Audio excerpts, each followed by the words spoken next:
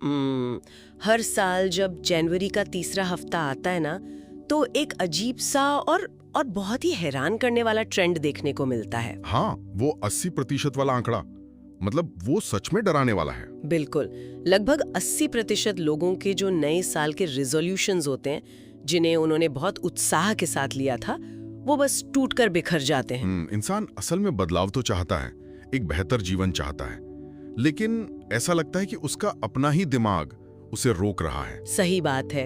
एक पुरानी कहावत भी है कि नई शुरुआत के लिए सिर्फ कैलेंडर की एक नई तारीख काफी नहीं होती, उसके लिए एक नई माइंडसेट की जरूरत होती है। और यही सबसे मुश्किल काम है, माइंडसेट बदलना। हाँ, तो आज की इस गहन चर्चा में हम इसी उलझन को सुलझाने वाले हैं।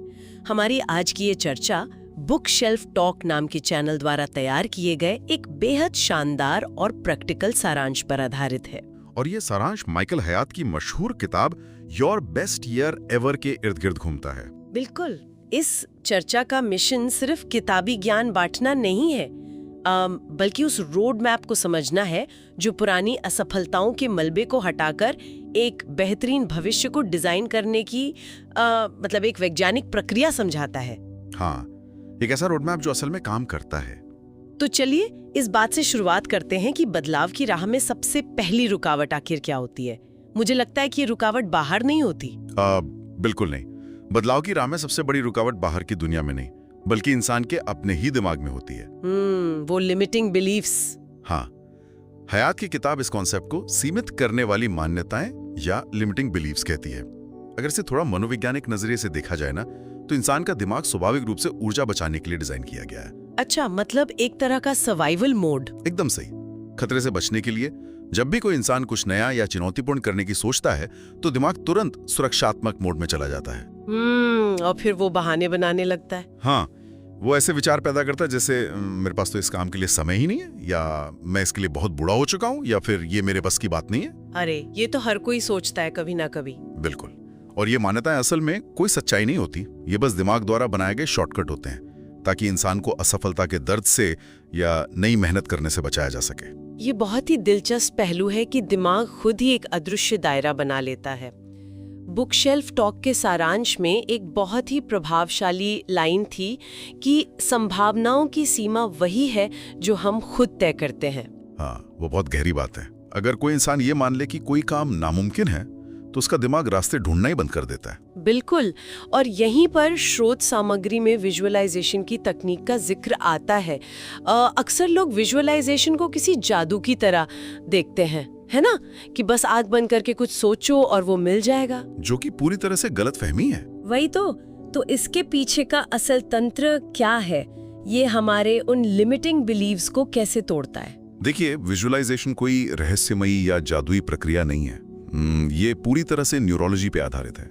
इसे मनोवैज्ञानिक भाषा में कॉग्निटिव रिहर्सल या संज्ञानात्मक पूर्वाभ्यास कहा जा सकता है। कॉग्निटिव रिहर्सल मतलब दिमागी तौर पर प्रैक्टिस करना? हाँ, जब कोई इंसान अपने लक्ष्य को हासिल करते हुए खुद की कल्पना करता है, और वो भी बहुत स्पष्टता और भावनाओं के साथ, तो दिमाग के वही हिस्से सक्रिय होते हैं जो असल में उस काम को करते समय होते हैं। अरे वाह, मतलब दिमाग को लगता है कि वो काम असल में हो रहा है। बिल्कुल, दिमाग असल वास्तविकता और गहराई से की गई कल्पना के बीच बहुत आसानी से फर्क नहीं कर पाता।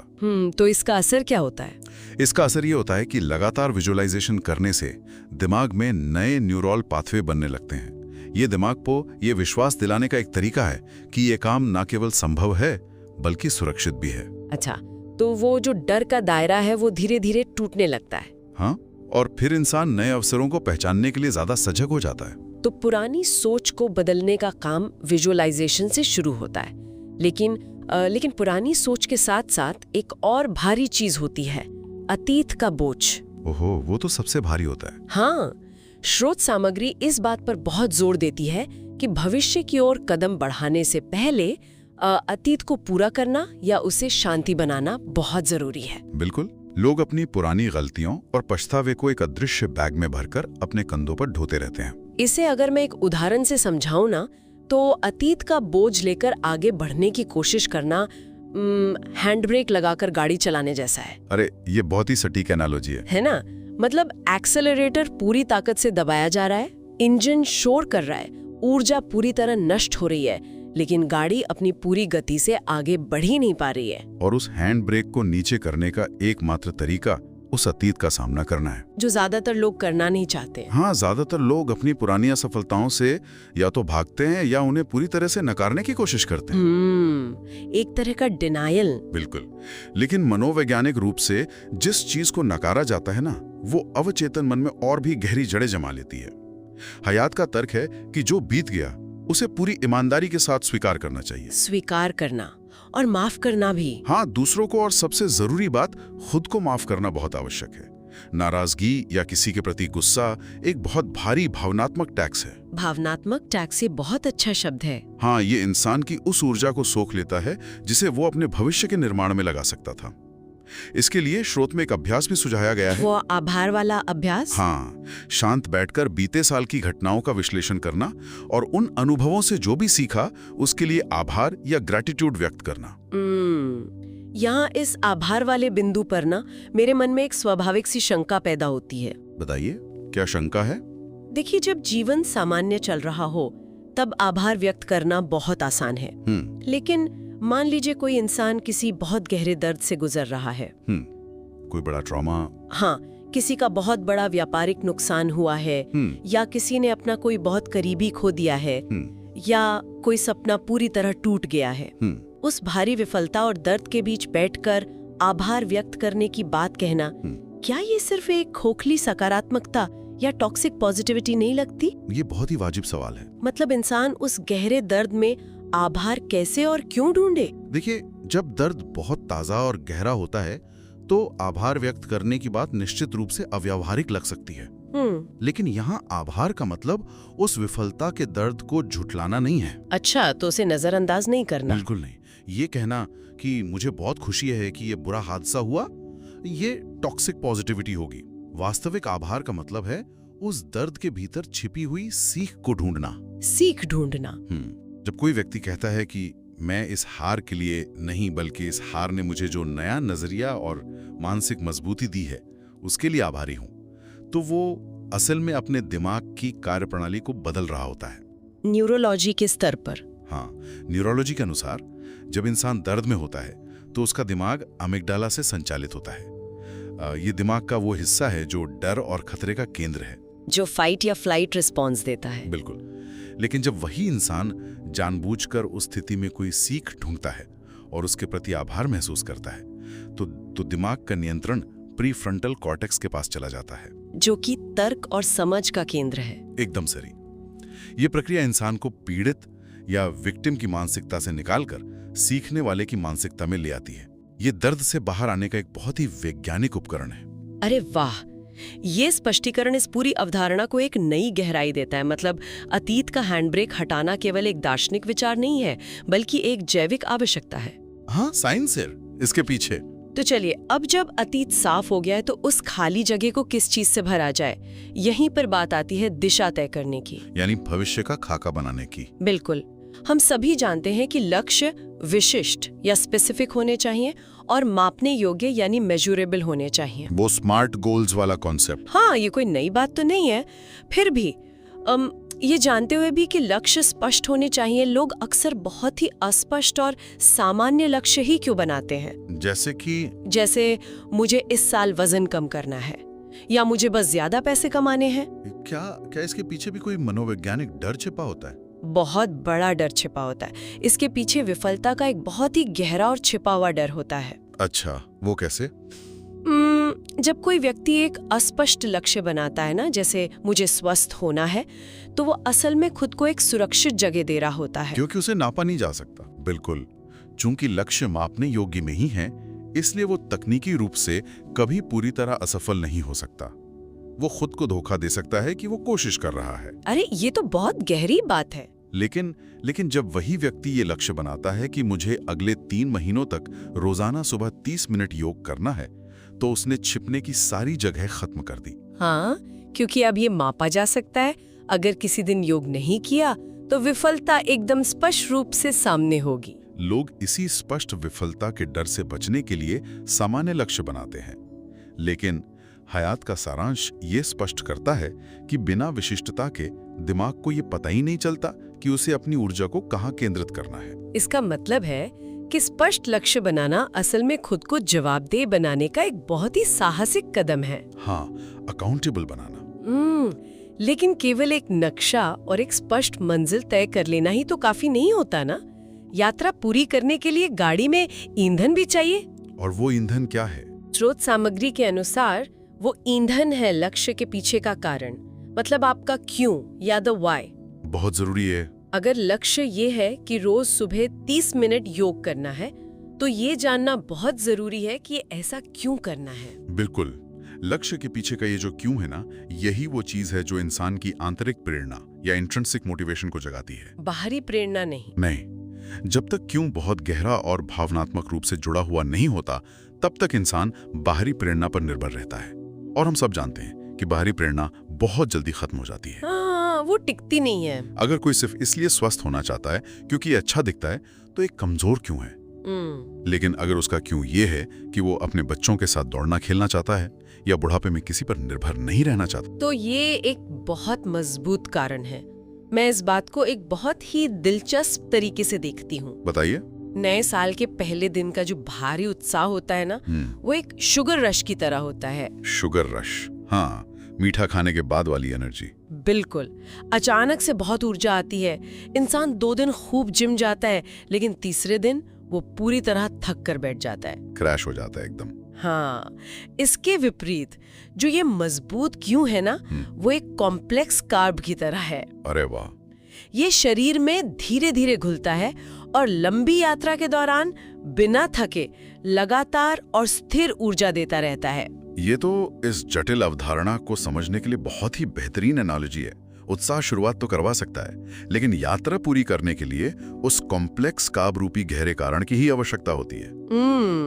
लेकिन यहाँ रोजमर्रा की जिंदगी की एक बहुत बड़ी सच्चाई भी सामने आती है। वो क्या? देखिए, जब कोई इंसान दफ्तर के भारी दबाव, घर की जिम्मेदारियों और मानसिक थकान से पूरी तरह चूर हो जाता है ना, तो उस वक्त ये गहरा क्यों भी धुंधला पड़ने लगता है।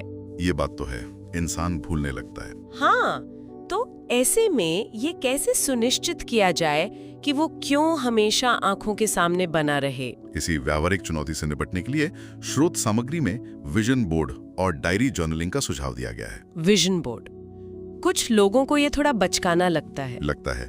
लेकिन विजन बोर्ड सिर्फ कुछ सुंदर तस्वीरों को दीवार पर चिपकाने का काम नहीं है। इसके पीछे एक बहुत ही महत्वपूर्ण न्यूरोलॉजिकल मैकेनिज्म काम करता है, जिसे रेटिकुलर एक्टिवेटिंग सिस्टम या RAS कहा जाता है। RAS? ये कैसे काम करता है? देखिए, हमारे दिमाग में हर सेकंड लाखों सूचनाएं आती हैं, लेकिन दिमाग उन सबको प्रोसेस नहीं कर सकता। RAS एक फिल्टर की तरह काम करता है, जो केवल उन्हीं चीजों को हमारे ध्यान में लाता है जिन्हें हमने महत्वपूर्ण माना है। कोई उदाहरण? जैसे अगर कोई व्यक्ति लाल रंग की कार खरीदने की सोचता है, तो अचानक उसे सड़क पर हर जगह लाल कारें दिखने लगती हैं। हाँ, ऐसा बिल्कुल होता है। कारें तो पहले भी वहीं थी, लेकिन अब उसका RAS उनके प्रति सजग हो गया है। तो जब कोई व्यक्ति अपने उस गहरे क्यों से जुड़ी तस्वीरें या शब्द अपने विजन बोर्ड पर लगाता है और उसे रोज देखता है, तो वो अपने RAS को प्रोग्राम कर रहा होता है। अच्छा, ताकि दिमाग उस पर फोकस रखे। हाँ, जब वो थका हुआ और निराश होता है ना, तब भी उसका दिमाग उन अवसरों और रास्तों को फिल्टर करके सामने ले आता है जो उसे उसके लक्ष्य तक पहुंचा सकते हैं। तो अब हमारे पास एक साफ अतीत है, स्पष्ट मंजिल है और लगातार ऊर्जा देने वाला एक बहुत ही वैज्ञानिक रूप से प्रोग्राम किया गया क्यों है। पूरी तैयारी हो चुकी है। हाँ, अब बात आती है उस मंजिल की तरफ असल कदम बढ़ाने की, मतलब नक्शे से निकलकर सड़क पर उतरने की। स्रोत सामग्री का अगला हिस्सा इसी कार्यवाही और रास्ते में आने वाली बाधाओं से निपटने पर केंद्रित है, जो कि सबसे क्रिटिकल पार्ट है। तो सपनों को हकीकत में बदलने की शुरुआत कैसे होनी चाहिए? यहाँ सबसे बड़ी गलती जो ज्यादातर लोग करते हैं, वो है एक ही बार में बहुत बड़ा बदलाव करने की कोशिश करना। रातों रात सब बदलने की कोशिश। हाँ, स्रोत स्पष्ट रूप से बताता है कि शुरुआत हमेशा छोटे छोटे कदमों से होनी चाहिए। ऐसा क्यों? बड़े कदम क्यों नहीं? इसका कारण ये है कि जब कोई व्यक्ति अचानक से अपनी पूरी दिनचर्या बदल देता है, तो दिमाग इसे एक खतरे के रूप में देखता है। और प्रतिरोध या रेजिस्टेंस पैदा करता है। अच्छा, वही सेफ्टी मोड। बिल्कुल। लेकिन जब इंसान बहुत छोटा कदम उठाता है, जैसे 1 घंटे की जगह सिर्फ 10 मिनट पढ़ना या सिर्फ 5 मिनट ध्यान लगाना, तो वो दिमाग के इस प्रतिरोध को चकमा दे देता है। दिमाग को लगता है कि ये तो आसान है। हाँ, और जब वो छोटा सा काम पूरा होता है तो दिमाग में डोपामीन नाम का रसायन रिलीज होता है जो खुशी और उपलब्धि का एहसास कराता है। Dopamine loop. सही कहा। ये छोटी सी जीत एक लूप बनाती है जो इंसान को अगले दिन भी वो काम करने के लिए प्रेरित करती है। यही निरंतरता या कंसिस्टेंसी का रहस्य है। लेकिन जब ये छोटे कदम उठने लगते हैं और गाड़ी आगे बढ़ती है तो सड़क पर गड्ढों का आना भी तय है। बाधाएं तो आएंगी ही। रास्ते में मुख्य रूप से 2 तरह की रुकावटें सामने आती हैं। पहली हैं आंतरिक रुकावटें, जैसे डर, आत्मसंशय और आलस्य, और दूसरी हैं बाहरी रुकावटें, जैसे समय की कमी, संसाधनों का ना होना या दूसरों की नकारात्मक राय।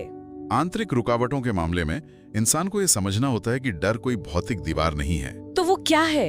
ये सिर्फ एक भावना है, और भावनाएं स्थायी नहीं होती। डर अक्सर अज्ञात या अननोन से होता है।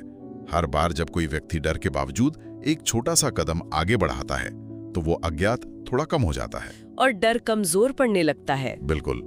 और जहां तक बाहरी परिस्थितियों की बात है, जैसे संसाधन या मौसम, वे इंसान के नियंत्रण में नहीं होते, लेकिन उस स्थिति के प्रति जो प्रतिक्रिया है वो पूरी तरह से नियंत्रण में होती है। मतलब लचीलापन। हाँ, अगर मुख्य रास्ता बंद है तो इंसान अपने लक्ष्य को नहीं बदलता, बल्कि वो उस तक पहुंचने की अपनी रणनीति को बदल लेता है। इसे ही कॉग्निटिव फ्लेक्सिबिलिटी कहते हैं। लचीलापन संसाधनों की कमी के लिए तो ठीक है, लेकिन यहाँ मैं एक बहुत ही गहरी और व्यवहारिक चुनौती पर बात करना चाहूंगी। बताइए।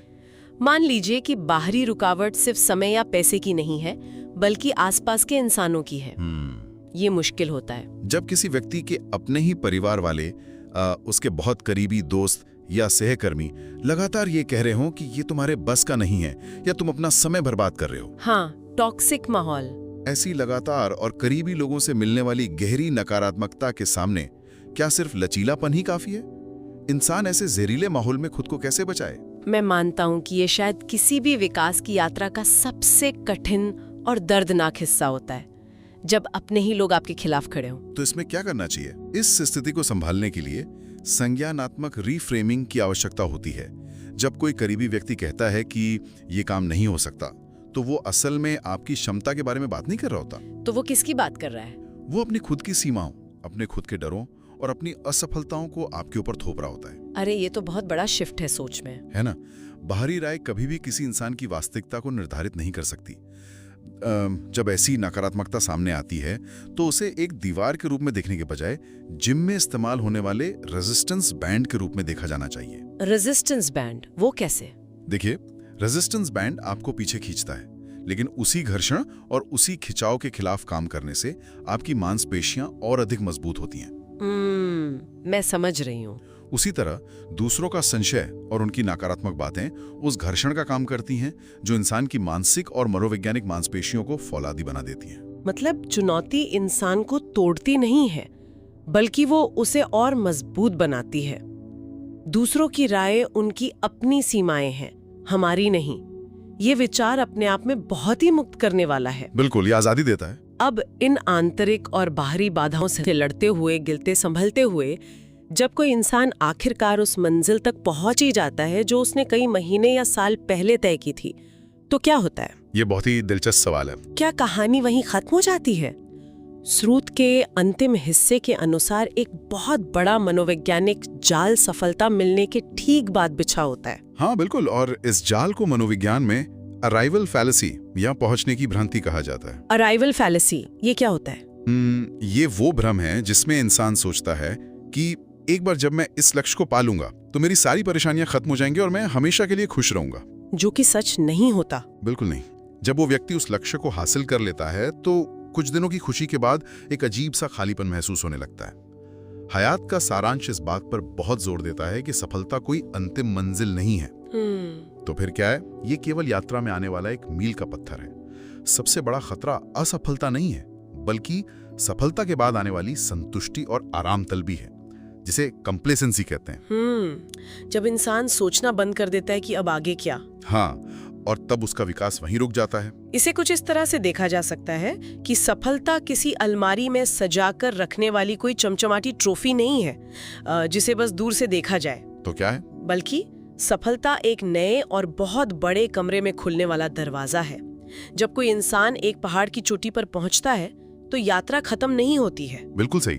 असल में उस ऊंचाई पर पहुंचने के बाद ही उसे वहां से और भी ऊंचे और विशाल पहाड़ दिखाई देने लगते हैं जो नीचे जमीन से दिखाई ही नहीं दे रहे थे। ये बहुत ही सटीक रूपक है। हर नई चोटी इंसान के दृष्टिकोण को और चौड़ा कर देती है। हाँ। और स्रोत सामग्री एक और बहुत अहम बात सिखाती है कि सफलता का असली अर्थ सिर्फ खुद के लिए चीजें जमा करना नहीं है। तो फिर क्या है? जब इंसान अपनी क्षमता का विस्तार कर लेता है तो उसकी अग्रणी जिम्मेदारी दूसरों को प्रेरित करना, अपने ज्ञान को बांटना और दूसरों की यात्रा में उनकी मदद करना होती है। इसी से वो सफलता के बाद वाला खालीपन दूर होता है। मतलब पेट फॉरवर्ड। हाँ, और इस पूरी प्रक्रिया को संतुलित रखने के लिए आभार की भावना फिर से काम आती है, जो इंसान को अहंकार से बचाकर जमीन से जोड़े रखती है। तो अगर इस पूरी गहन चर्चा के मुख्य धागों को एक साथ पिरोया जाए तो निष्कर्ष कुछ इस तरह निकलता है। एक बेहतरीन साल या एक बेहतरीन जीवन बनाने की शुरुआत बाहरी परिस्थितियों को बदलने से नहीं होती, बल्कि अपने अंदर की सीमित मान्यताओं को वैज्ञानिक रूप से तोड़ने से होती है। बिल्कुल। अपने अतीत के डरों को पीछे छोड़ना होता है, फिर एक ऐसा विशिष्ट लक्ष्य तय करना होता है जो मापने योग्य हो और जिसे एक बहुत ही गहरे क्यों का ईंधन मिल रहा हो। सही कहा। इसके बाद छोटे छोटे कदमों से शुरुआत करनी होती है और दूसरों की नकारात्मकता को एक रेजिस्टेंस बैंड की तरह इस्तेमाल करके अपनी मानसिक शक्ति को बढ़ाना होता है। और अंत में सफलता मिलने पर रुकने के बजाय नए पहाड़ों की तलाश करनी होती है।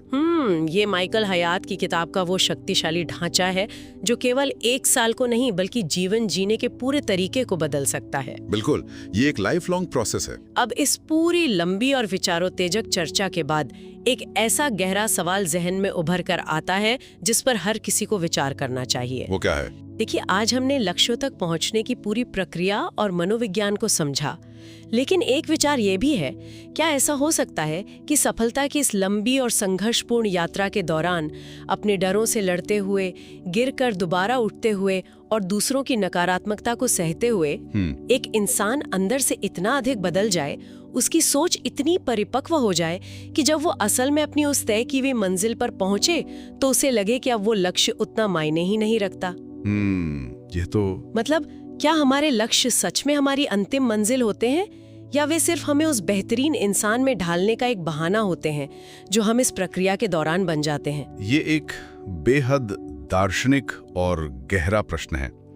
मुझे लगता है कि शायद जीवन में लक्ष्य का असली उद्देश्य कुछ हासिल करना नहीं है, हाँ, बल्कि उस कोशिश में स्वयं को खोजना और अपना एक बेहतर वर्जन बनना ही है। और शायद यही वो सबसे बड़ी सीख है जो इस पूरी यात्रा से मिलती है। बिल्कुल। अगर श्रोताओं को भी ऐसे ही गहरे विचारों, किताबों के सारांश और जीवन को बदलने वाले नजरियों की तलाश रहती है तो बुक शेल्फ टॉक जैसे मंचों से जुड़े रहना और ऐसे समुदायों का हिस्सा बनना एक बहुत ही सकारात्मक कदम हो सकता है। हाँ, जहाँ ज्ञान और विचारों का ऐसा आदान प्रदान लगातार होता रहता है। चैनल को लाइक और सब्सक्राइब करके आप इस कम्युनिटी को और बढ़ा सकते हैं। सही कहा। इस गहरे सवाल पर जरूर विचार कीजिएगा कि आप अपने लक्ष्यों के सफर में आखिर बन क्या रहे हैं। आज के इस गहन चर्चा में बस इतना ही। सीखते रहिए और अपने जीवन की इमारत की नींव को रोज थोड़ा और मजबूत बनाते रहिए।